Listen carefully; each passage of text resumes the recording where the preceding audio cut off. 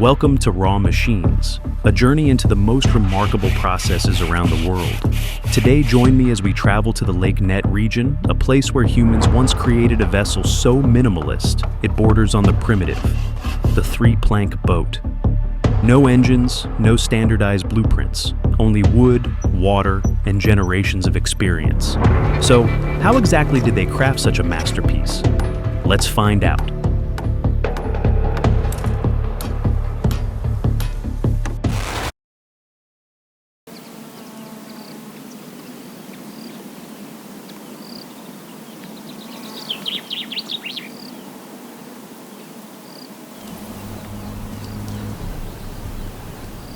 In the lower reaches on the left bank of the Rhine, there is a world that is not loud, yet full of memories.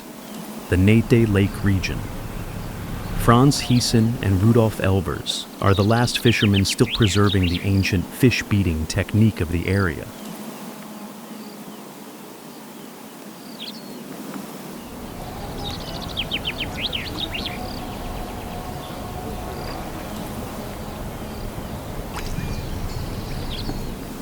The net, roughly 40 meters long, is cast from two different boats, drawing a soft arc across the lake's surface.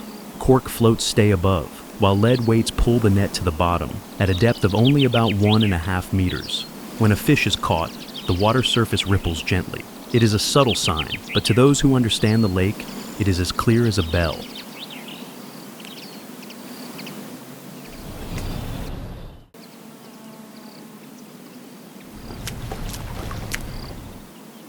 The boat they use has a simple name, the Nachen, sometimes called a trunke, because from a distance it looks like nothing more than a wooden trough floating down the river. The boat is flat-bottomed with a draft of only a few centimeters, enough to glide through shallow waters that other vessels struggle to navigate.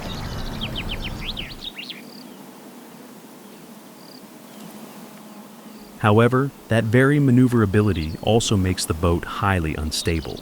Without an experienced hand to guide it, the vessel could tilt or capsize at any moment.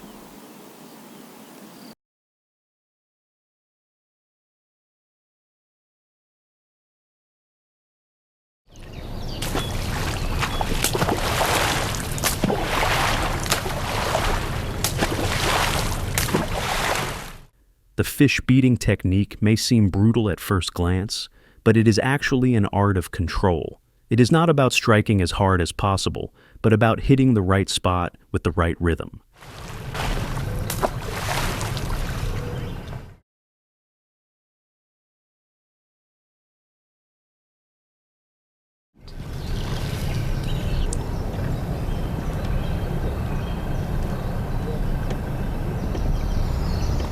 As the long wooden pole strikes the water, it sends vibrations deep into the muddy bottom. The fish sense the danger. Instinct drives them to seek an escape route, and that path leads directly into the waiting nets.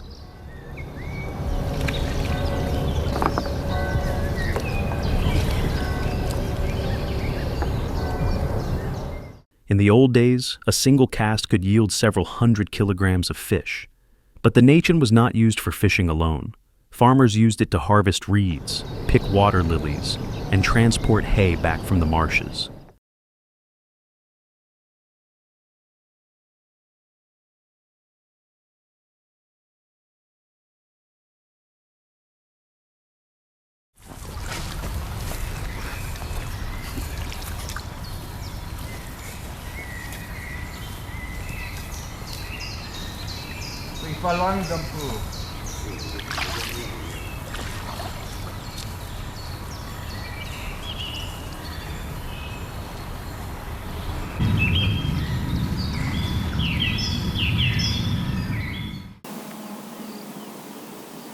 With two trapezoidal wooden frames placed across its gunnels, the boat could carry up to 1,500 kilograms of cargo. It is an astonishing figure that clearly demonstrates its utility and efficiency.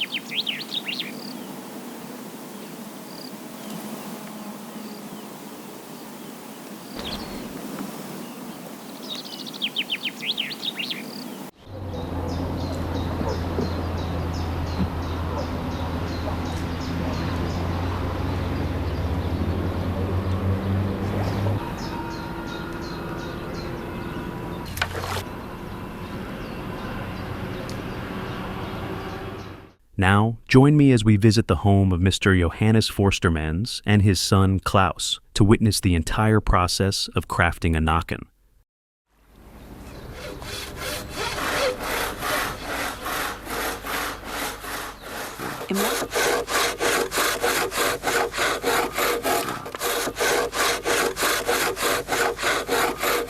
This is not a traditional apprenticeship. Rather, it is an effort to record a way of working that is slowly fading from the world.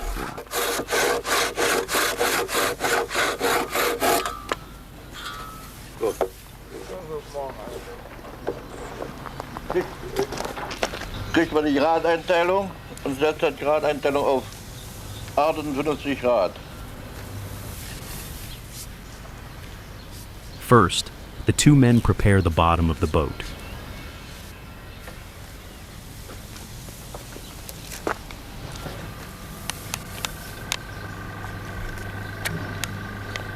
Gut.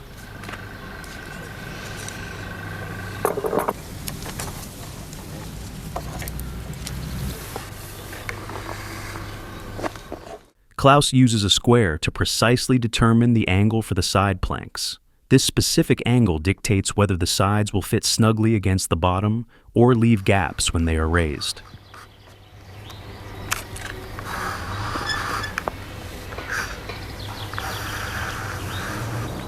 Once the standard angle is established, he draws guidelines along both edges of the bottom plank, then bevels the edges to match the measured angle. This beveled surface must be flat, even, and continuous, as it is the primary contact surface for the side planks.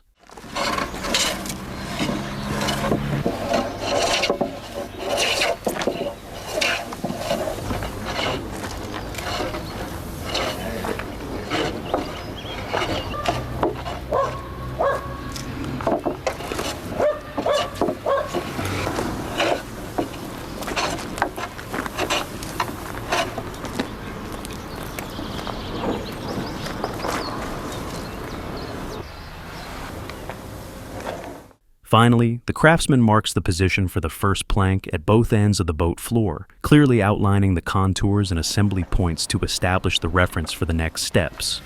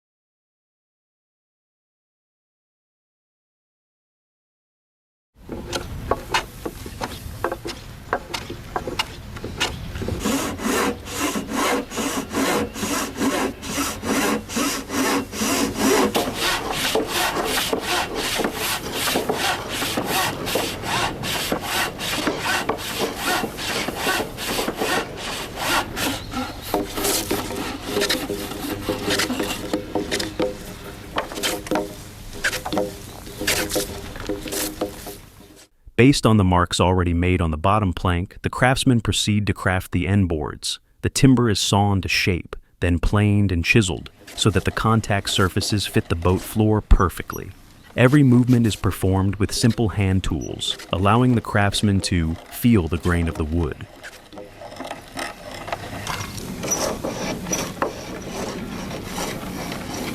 So, ist das andere Stirnbrett dran?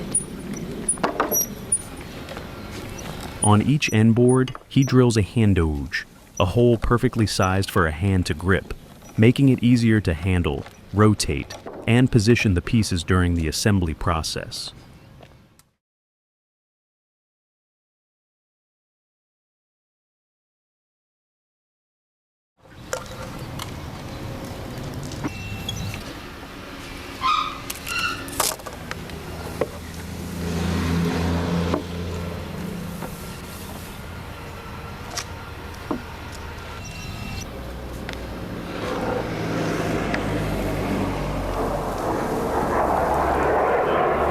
The material used for these parts is oak heartwood that has been seasoned for about 3 years. This ensures the wood is dry enough for stability while retaining the toughness required to withstand nailing without splitting.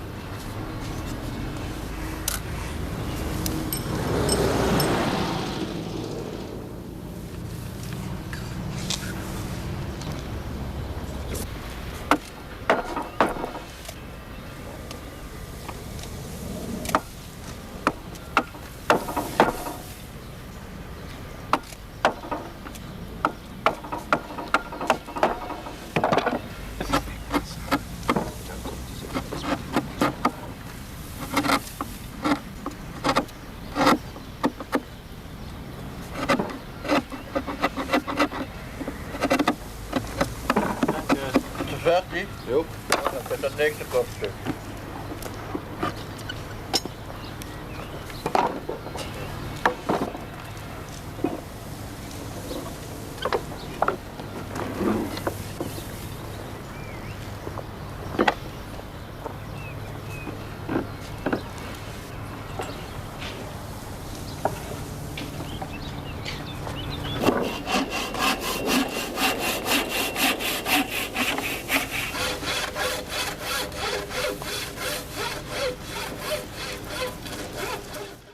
Before assembling the joints, the craftsmen prepare a sealing mixture.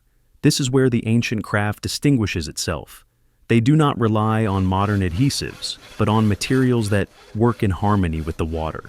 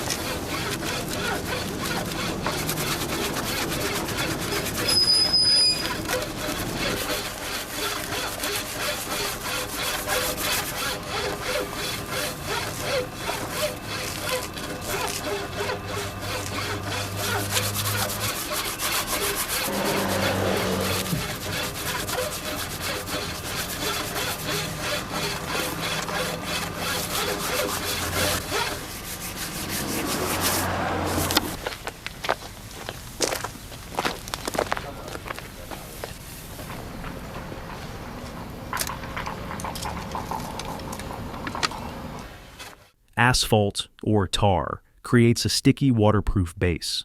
But the true magic lies in whippa moss, a specific type of aquatic moss. When this moss encounters moisture, it expands.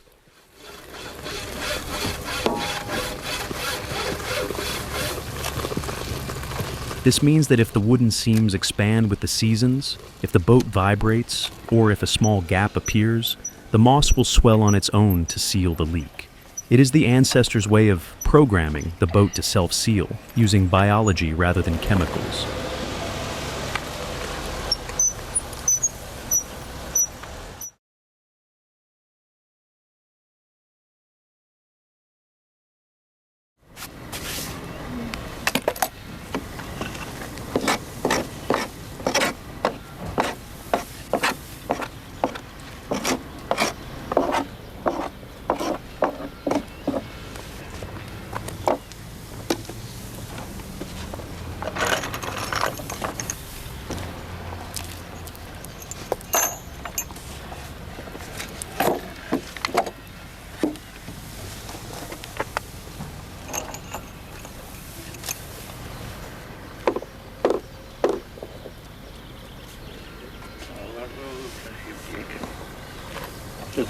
Good.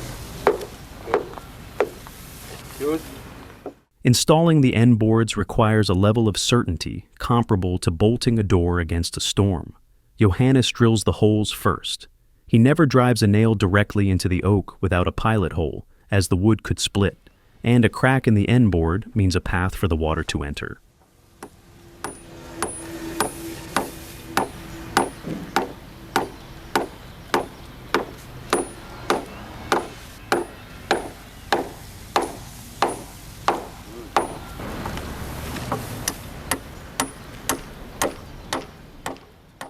Next, he places the end board onto the bed of the prepared tar and moss mixture. As the board is pressed down, the mixture is squeezed out along the edges, creating a tight gasket. Then, he drives in four-sided forged nails. These types of nails provide an incredibly firm grip, as their square cross-section bites into the wood fibers much more aggressively than round nails.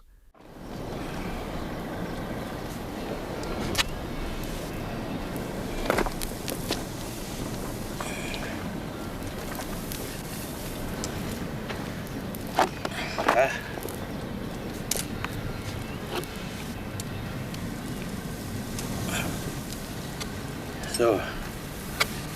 Dan is het niet warm genoeg. Goed.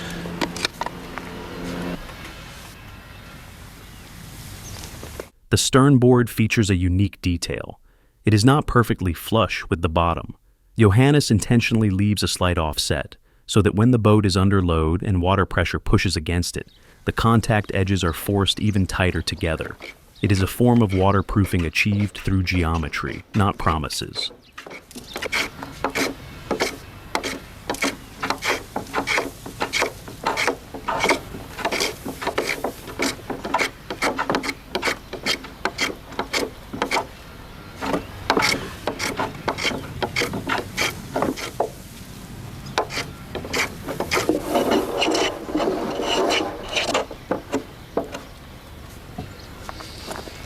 The bottom of a Nachen is not as perfectly flat as one might imagine.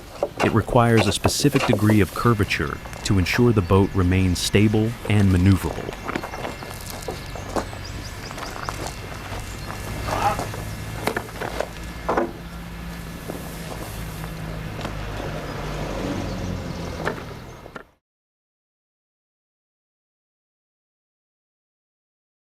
Johannes places the hull into a bending frame and leaves it overnight. This curvature is not for decoration. Rather, it is designed to improve the boat's stability and its ability to pivot while navigating shallow waters.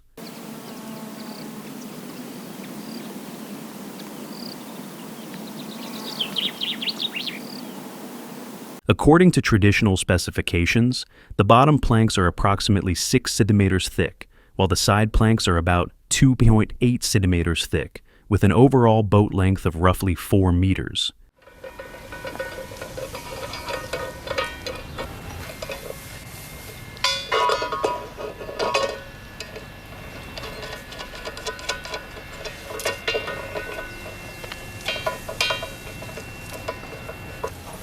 Even at this stage, the distinction between a fisherman's boat and a farmer's boat is clearly defined.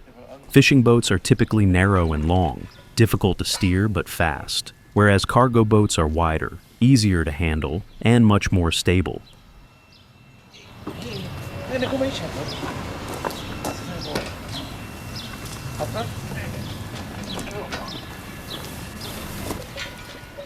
The Nachen does not win by its size, but by its adaptability. Its shallow draft, movement by pole, and indifference to reeds all were born to serve the exact conditions of Lake Nette.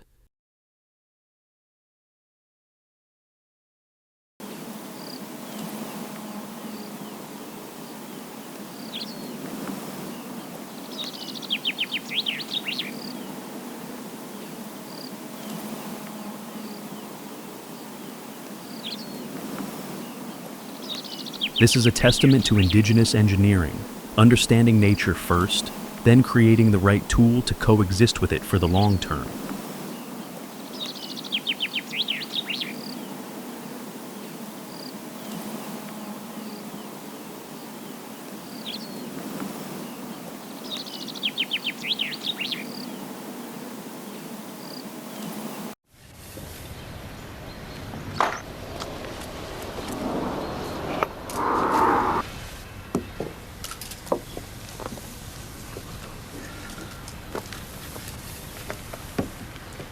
Yes.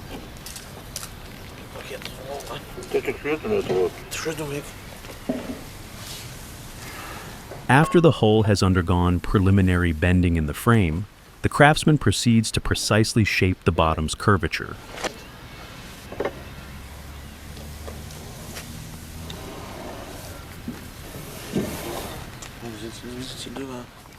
He places a rack and pinion jack exactly in the center of the bottom plank and gradually applies pressure until the desired arc is achieved, typically ranging between 6 and 8 centimeters. This measurement is the result of generations of trial and error. If the curve is too steep, the boat will tend to spin in circles when poled. If it is too shallow, the vessel becomes sluggish and difficult to maneuver. This is a critical fine-tuning step that determines exactly how the boat will feel and respond on the water. 85. 3 Einschlag höher. So. Gut. Jetzt wäre die Planke fertig.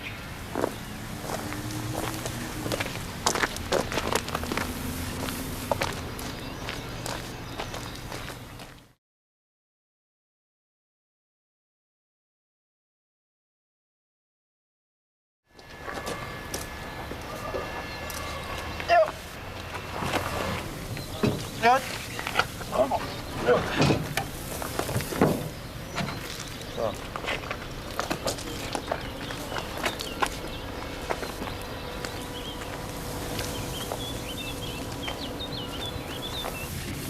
Once the bottom curvature meets the standard, the 2 side planks, known as warden, are erected on either side of the bottom board. The craftsman places the side planks precisely against the edges previously beveled, then temporarily secures them with wooden wedges to maintain the correct angle and pressure.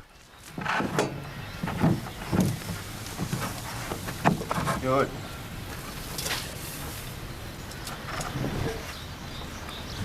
So, jetzt nur was spannen. Hammer. Spannholz.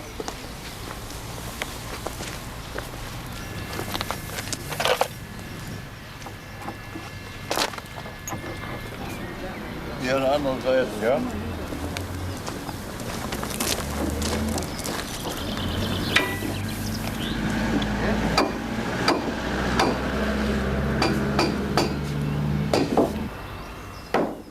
The installation is not done all at once, but proceeds slowly, starting from the center of the hull and gradually working toward the bow and the stern. This method ensures that the side planks hug the bottom evenly, preventing a situation where one end is tight while the other remains gapped.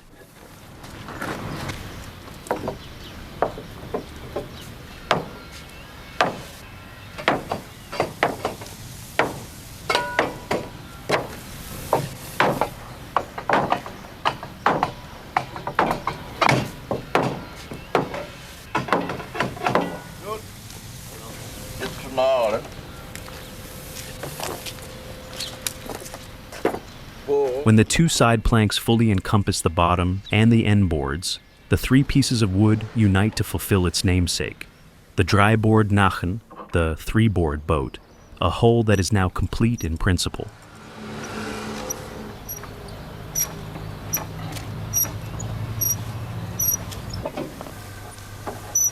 Gut, der nächste.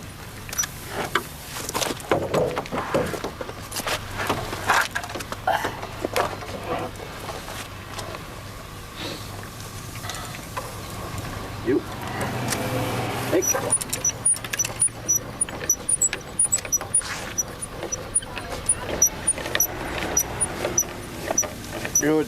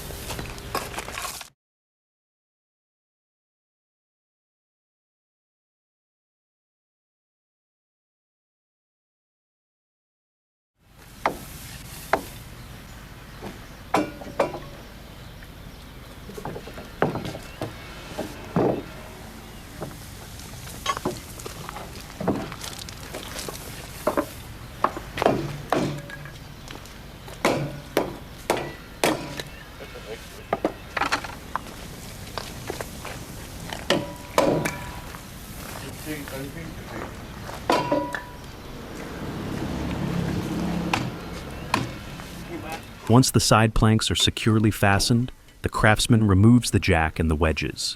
At this point, the curvature of the bottom is no longer held by external pressure.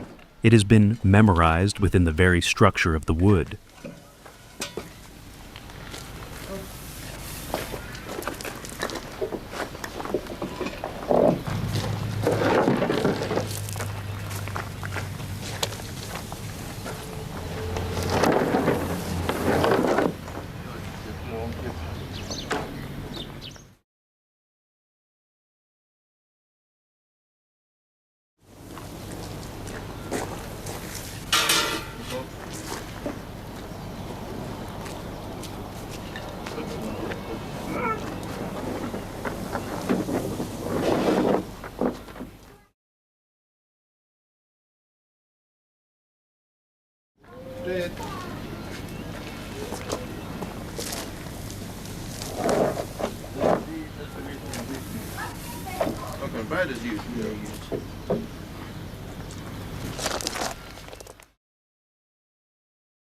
The boat is then flipped upside down for a final inspection. Any excess parts of the side planks that protrude above the desired gunnel line are trimmed away. This cut is not merely for aesthetics. It determines the height of the boat's sides, a factor that directly impacts its cargo capacity and the safety of the person standing to steer it.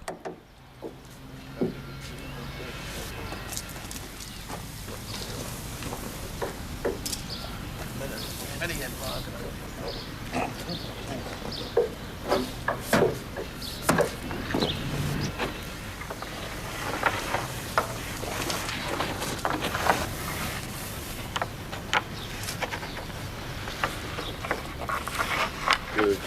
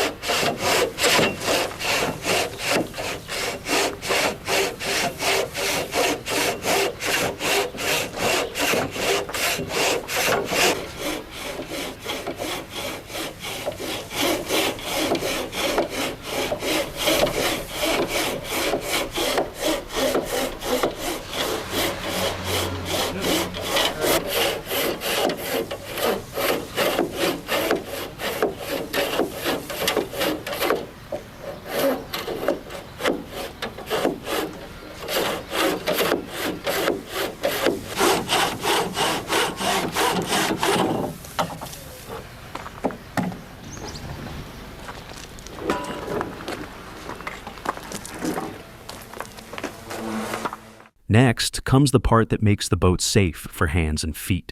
Johannes saws and planes the upper edges of the side planks, smoothing the mouth of the boat until there are no burrs or sharp edges left to cut the pilot or snag cargo.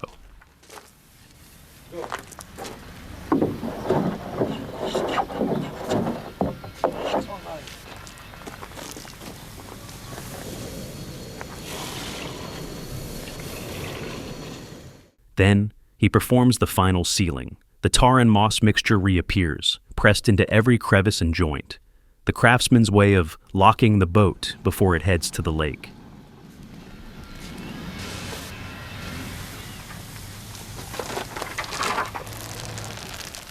In the old days, when asphalt was scarce, pine resin was used instead. But regardless of the material, the principle remains the same. The boat must be recoated every year. Not because it is weak, but because it lives with the water. And anything that lives with the water must be cared for and maintained.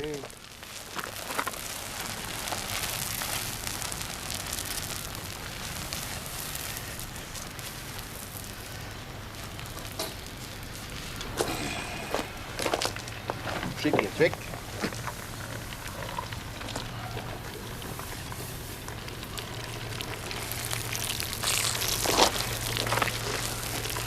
Vinger weg.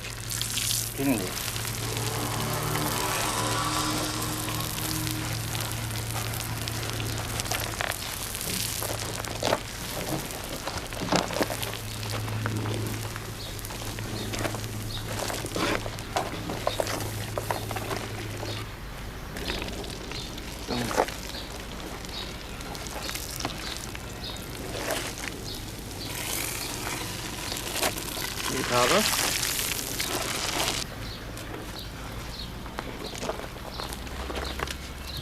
Niet halen? Ja, beter. Goed.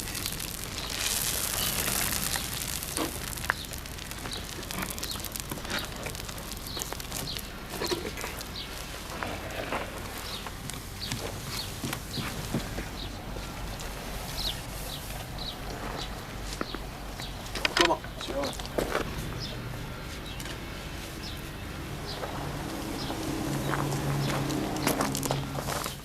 Once all surfaces are sealed and smooth, the craftsman applies a wood preservative to both the interior and exterior of the hull.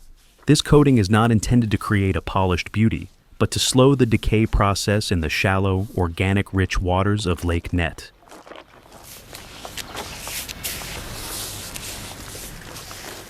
After it dries, the boat is launched for the first time.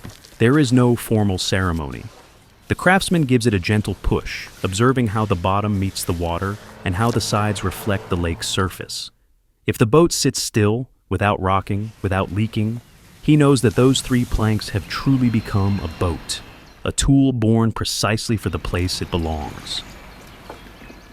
At that moment, the dryboard Nachen is no longer just wood, nails, and resin. It has become a technical response to the environment of Lake Nette, simple, precise, and durable enough to repeat the same work throughout many years.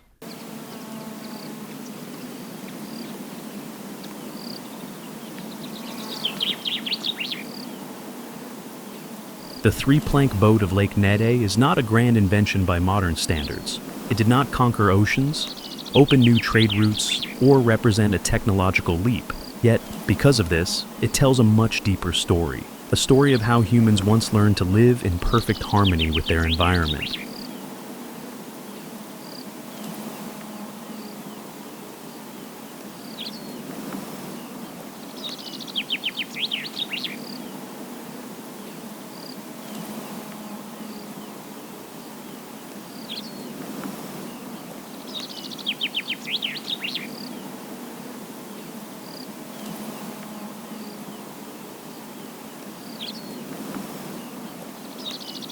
This boat also reflects a type of labor that is slowly vanishing. Here, the craftsman is not detached from his materials, nor is he dependent on standardized blueprints or noisy machinery. The eye's gaze, the hand's touch, and lived experience are the primary tools. When Johannes Forstermans builds a boat, he is not merely assembling wood. He is reading the grain, anticipating the water's reaction, and placing his trust in methods tested by time.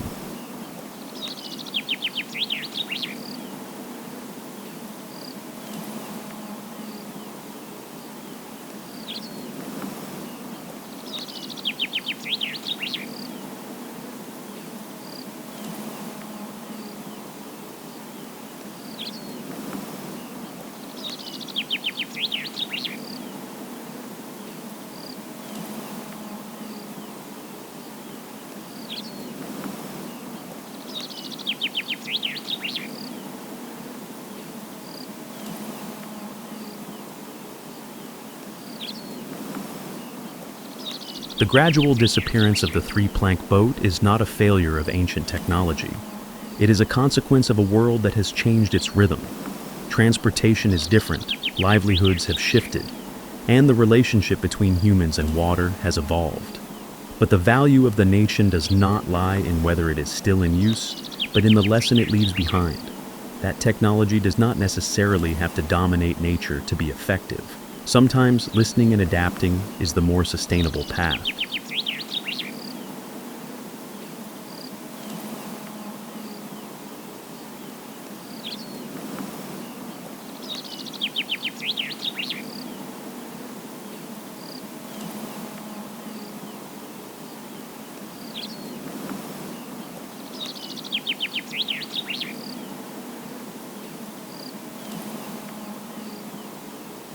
As the mornings of fish beating on Lake Nette begin to exist only in memories and documentary footage, the three-plank boat becomes a cultural landmark.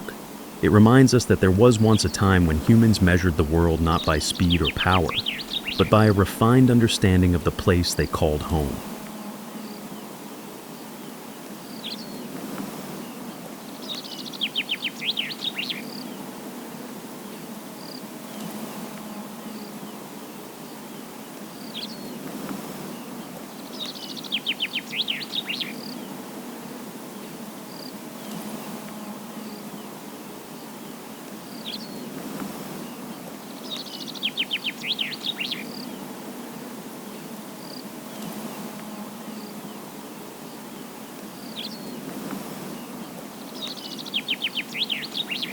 In the silence of the shallow waters, the Nachen still floats, no longer on the lake's surface, but in our collective memory, as a simple symbol of practical wisdom, humble, resilient, and enduring.